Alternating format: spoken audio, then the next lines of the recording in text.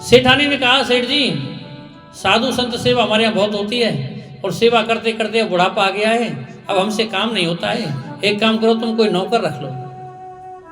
सेठ जी ने कहा ठीक है देखते हैं। रात्रि को विश्राम किया, प्रातः जब दुकान पर जा रहे थे सामने से एक छोटा सा बच्चा आ रहा है। पूछा तुम कौन हो, कहां जा रहे हो? बोले नौकरी की तलाश में जा रहे हैं।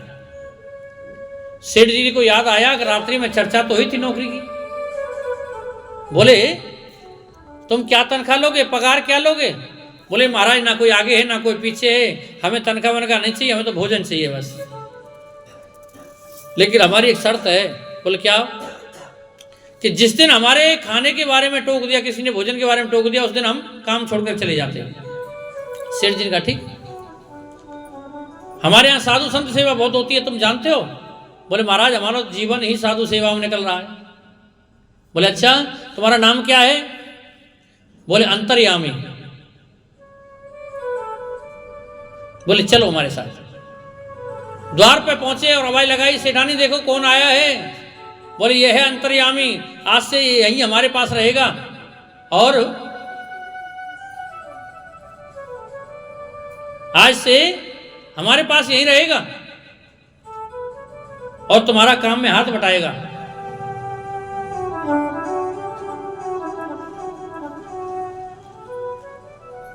पर इसकी एक शर्त है कि अगर किसी ने इसके बारे में खाने पीने में टोक दिया, उसी दिन काम छोड़ के भाग जाता है। बोल ठीक है।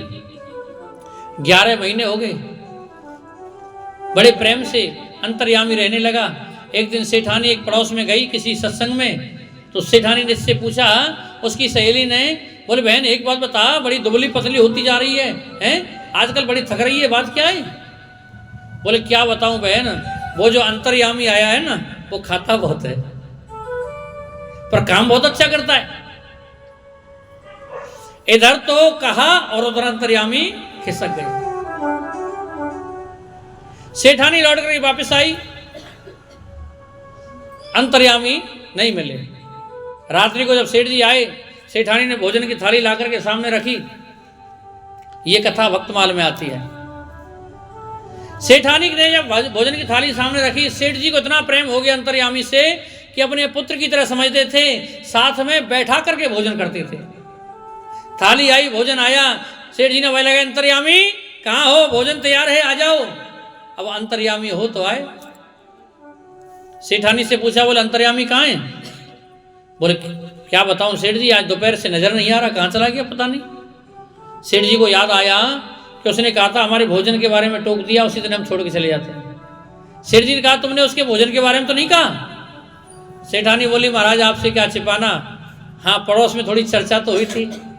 एक बार तो सेठ जी को क्रोध आया, भगवान का दिया हुआ सब कुछ है, अरे तुम्हारी क्या जरूरत पड़ रही थी? फिर याद आया जब पड़ोस में चर्चा हुई तो उसको किसने बताया? थाली को खिसका दिया।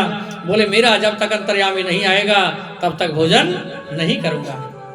अब सेठ जी भोजन ना करें तो सेठानी कैसे करे? पहले नियम था, पहले पति को भोजन कराने के बाद में स्वयं उसी थाली में भोजन करती थी और उस थाली में, पति की झूठी थाली में भोजन अमृत बन जाता था।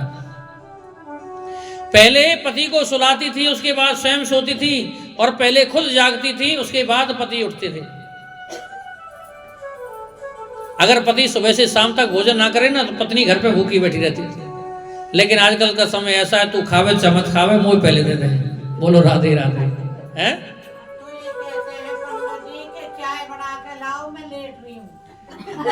आजकल नियम ऐसा हो गया है।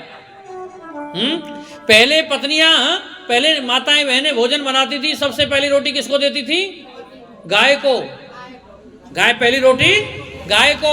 लेकिन आजकल शहरों में क्या होता है, पतिदेव नौकरी पर जा रहे हैं, भोजन बनाया, जल्दी जल्दी बनाई भोजन बना करके और वो रोटी पति के टिफिन में लगा दी, पति को ऑफिस जाना है। अब गाय के हिस्से की रोटी पतिदेव खाए तो मन कैसा हो जाए? गाय जैसा। पहले कहते थी हमारी बेटी गाय है, आजकल तो पतिदेव गाय बने बैठे। बोलो राधे राधे। हैं? आखिरी रोटी किसको दी जाती थी? कुत्ते को। आखिरी रोटी किसको दी जाती थी? कुत्ते को। और यहां तो कुत्ता रोटी खाता ही नहीं है। दिल्ली में कुत्ता रोटी कहां खाते हैं? यहां तो हैं। और वो आखिरी रोटी किसको दी जाती है? सासू माँ को, हैं? अब कुत्ते की हिस्सी की रोटी खाए तो मन कैसा हो जाए? कहते हैं ना, जैसा खाओ अन्न वैसा होवे मन। फिर कहती हैं जी हमारी सासू माँ हमारे पीछे लगी रहती है, हमारी सुनती नहीं है। तो अब भोजन सेठ जी नहीं करें तो सेठानी कैसे करें? सेठानी ने भोजन भी नहीं करा। 3 दिन हो गए रोते रोते। 3 दिन